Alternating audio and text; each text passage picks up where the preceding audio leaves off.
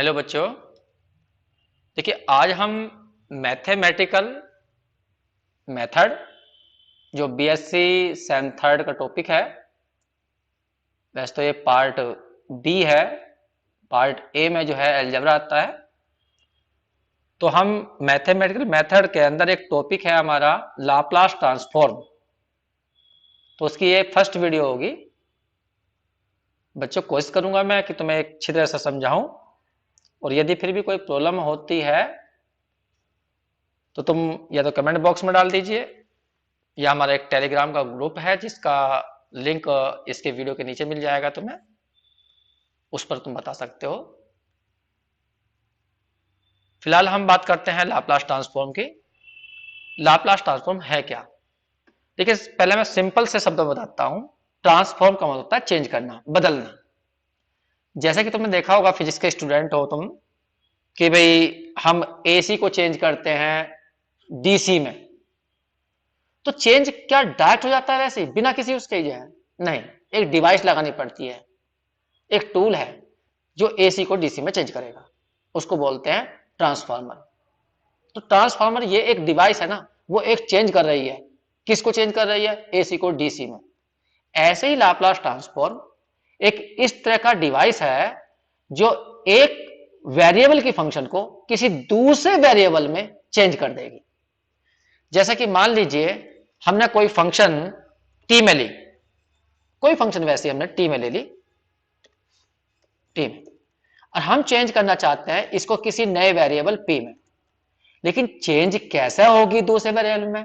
तो कुछ तो लॉजिक होगा, कुछ तो डिवाइस होगी, कुछ तो काम करेगा ही। तो जो ये चेंज करेगा ना, वो करेगा लाप्लास। तो लाप्लास ने एक ऐसी टेक्निक बताई जिसके द्वारा तुम एक फंक्शन को दूसरे फंक्शन में नए वेरिएबल में चेंज कर सकते हो, और उल्टा भी कर सकते हो। इस यदि ये एफ टी को तुमने पी में चेंज कर दिया इसके द्वारा, तो तुम इसे वापस भी ला सकते हो पी को फिर दोबारा से। उसे बोलते हैं इनवर्स, उल्टा कर देना, लाप्लास ट्रांसफॉर्म। तो पहले तो हम ये सीखेंगे, उसके बाद ये सीखेंगे। तो वैसे तो ये इंजीनियरिंग का टॉपिक है। इंजीनियरिंग में उसमें क्या होता है वहां पर, कि वहां सिग्नल और फ्रीक्वेंसी की बात आती है। सिग्नल को फ्रीक्वेंसी में कन्वर्ट करना होता है, तो वो इसके द्वारा टॉपिक को चेंज करते हैं। तो हम इतनी बात नहीं कर रहे हैं, हम तो केवल बेसिक फंडामेंटल पढ़ रहे हैं यहाँ पर लाप्लास ट्रांसफॉर्म का। तो लाप्लास ट्रांसफॉर्म एक वेरिएबल की फंक्शन को दूसरे वेरिएबल की चेंज करने में काम आता है। अब ये काम कैसा करता है, पहले इसकी डेफिनेशन समझनी होगी। तो डेफिनेशन जो बुक में है वो डेफिनेशन मैं तुम्हें बता देता हूं। बुक की डेफिनेशन ये है, ये रही। एफ टी कोई फंक्शन है जो टी 0 से ग्रेटर पर डिफाइन है। मतलब अगर उसके अंदर तुम टी की वैल्यू 0 से लेकर इनफिनिट तक कुछ भी भरते हो तो फंक्शन की वैल्यू निकल जाती है। तब उस फंक्शन का लाप्लास संकेत होगा L F T. Curly bracket बनाएंगे यहां पर, L F T, Laplace of transform of f T. और उसको डिफाइन ऐसे किया गया, परिभाषा ये दी गई है। ये है मेन परिभाषा, ये है मेन डेफिनेशन। ये एक इंटीग्रल बनाना, तुम्हें लिमिट 0 टू इन्फिनिटी लेनी है, एक फंक्शन अपने पास से डालनी है e की पावर माइनस पीटी, और दूसरी वो फंक्शन लेनी है जिसका तुम्हें लाप्लास ट्रांसफॉर्म निकालना है। बस ये ही मेन डेफिनेशन है। इसके द्वारा ये टी वाली फंक्शन पी में चेंज हो जाएगी। पी यहां पर एक नॉन पैरामीटर है। पैरामीटर के नाम से जानते हैं तुम इसे, और पैरामीटर का मतलब कुछ भी ले सकते हो, वो रियल भी हो सकता है, कॉम्प्लेक्स भी हो सकता है। एक शर्त और है इसके अंदर नोट में, कि किस हर फंक्शन का लाप्लास जरूरी नहीं है कि एग्जिस्ट कर जाए।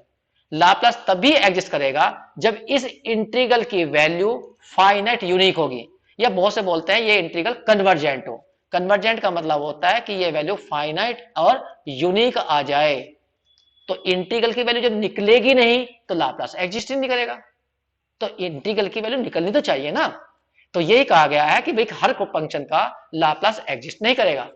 जब फंक्शन के को हम इंटीग्रेट करेंगे यहां रखकर, इंटीग्रल की वैल्यू निकल गई तो लाप्लास एग्जिस्ट कर गया। तो ये है डेफिनेशन। तो फिर भी मैं एक बार बता देता हूं। देखिए लाप्लास ट्रांसफॉर्म किसी फंक्शन का निकालना होगा तो हमारी पूरी बुक के अंदर जो फंक्शन दी जाएगी वो 100% टी में दी जाएगी। क्या में दी जाएगी? टी में। और उसका जो लाप्लास आएगा वो पी में आएगा। बहुत से राइटर एस में लाते हैं, वो बस इस डेफिनेशन में जहां पी लिख रहे हैं वहां पर एस बना देते हैं, तो कोई फर्क नहीं पड़ता। फिर सुन लीजिए, कोई फंक्शन हमें टी में दी जाएगी और उसका हमें क्या निकालना है, लाप्लास। तो ये इसका नोटेशन है। और ये एक डेफिनेट इंटीग्रेशन होता है जिसके अंदर लिमिट ली जाएगी हमेशा 0 टू इंफिनिटी।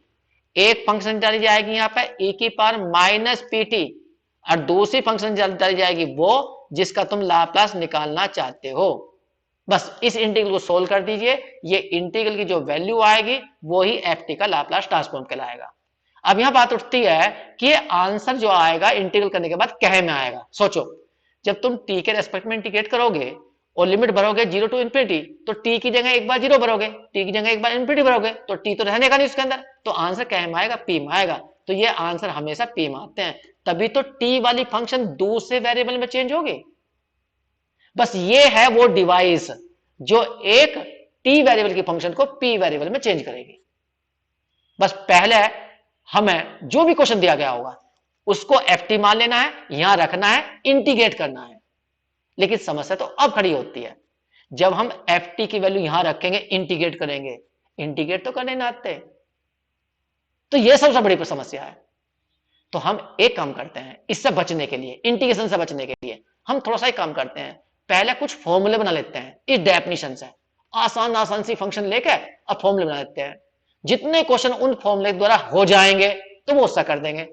और जब कोई फंक्शन का फॉर्मूला हमारे पास नहीं होगा तो फिर तो लास्ट में इस डेफिनेशन से ही करेंगे।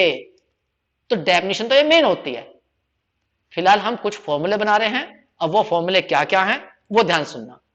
पहला फॉर्मूला है हमारा 1 का लाप्लास क्या होगा, अगर फंक्शन 1 ही हो जाए तो लाप्लास क्या होगा। तो मैं इसे प्रूफ कर रहा हूं, तो अभी हम थोड़ा प्रूफ करेंगे इन्हें। पहले देखिए डेफिनेशन होती है, we know that Laplace of f t equal to 0 to infinity e की power minus p t f t d t. ये है डेफिनेशन। बस इसमें जो भी तुम्हें एफ टी दिया गया है वो भर दीजिए। एफ टी दिया गया है 1, तो मैंने 1 रख दिया। पढ़ेंगे लाप्लास ट्रांसफॉर्म ऑफ 1, बस इसके अंदर भरो और इंटीग्रेट कर दो। अब तुमने पढ़ रखा है e की पावर ए टी का इंटीग्रेशन क्या होता है, e की पावर ए टी अपॉन ए होता है, कांस्टेंट नीचे आ जाता है इंटीग्रेशन के अंदर। बस इसमें कांस्टेंट कौन है, माइनस पी, तो इसका जब हम इंटीग्रेशन करेंगे तो e की power minus p T upon में आ जाएगा माइनस पी और लिमिट भर देंगे 0 टू इंफिनिटी। जब हम इंफिनिटी भरेंगे t की जगह तो e की पावर माइनस इंफिनिटी बनेगा, जब 0 भरेंगे तो e की पावर 0 आ जाएगा, अपॉन में आ जाएगा माइनस पी।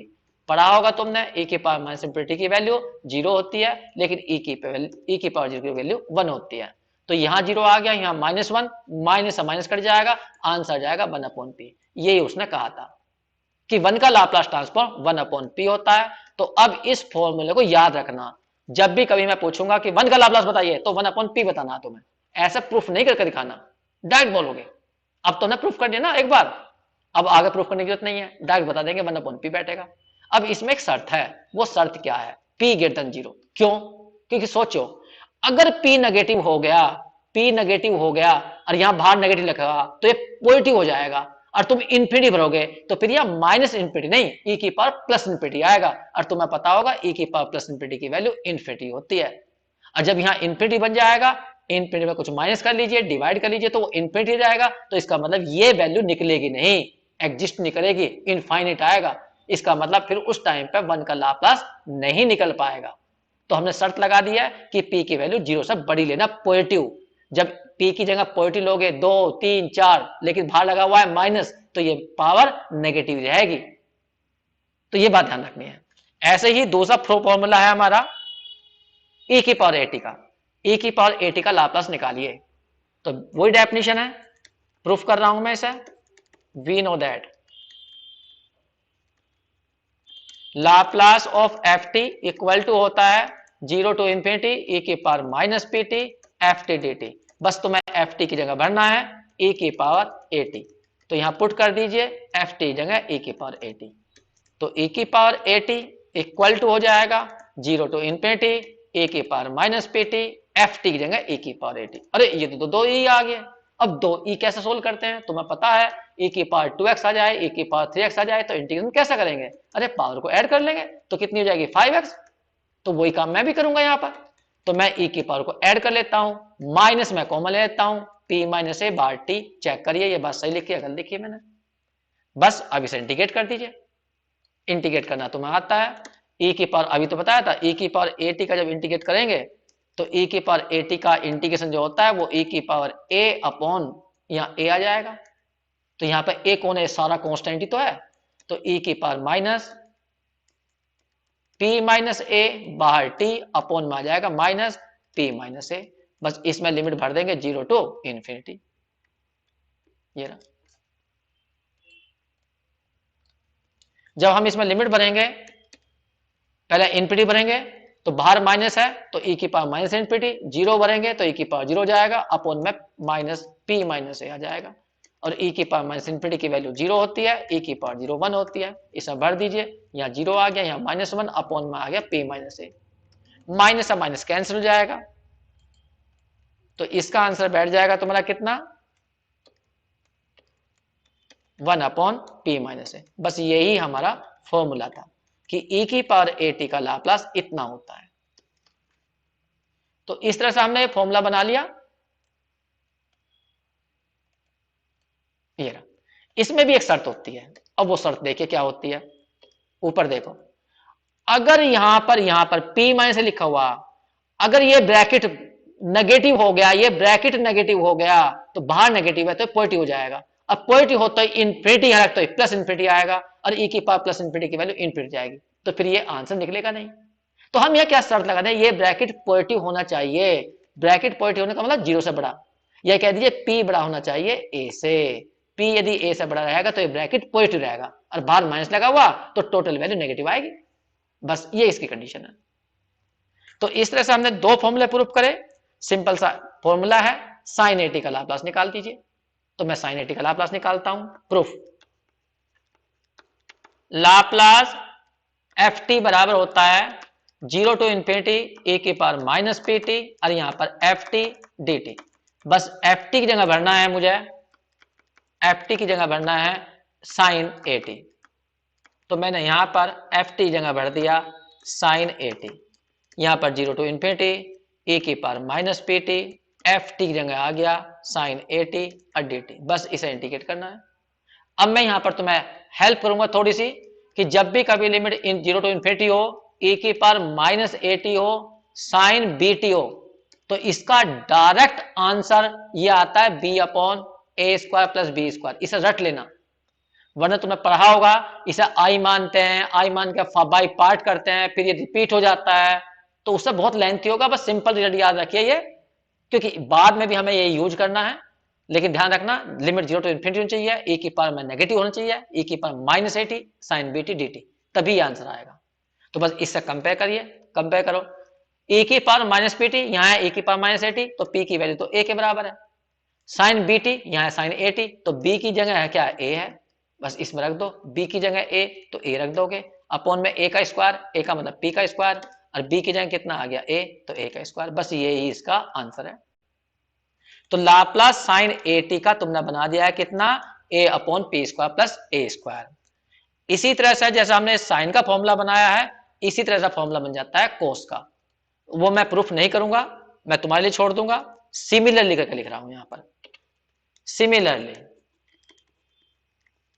अगर लाप्लास कहा जाएगा तुमसे कोस ए टी का निकाल लीजिए, बस उसमें अंतर क्या है, इसमें ए ऊपर आता है, उसमें पी ऊपर आता है, पी स्क्वायर प्लस ए स्क्वायर। तो ये दो फॉर्मूले हो गए साइन का और कोस का। ये रहा।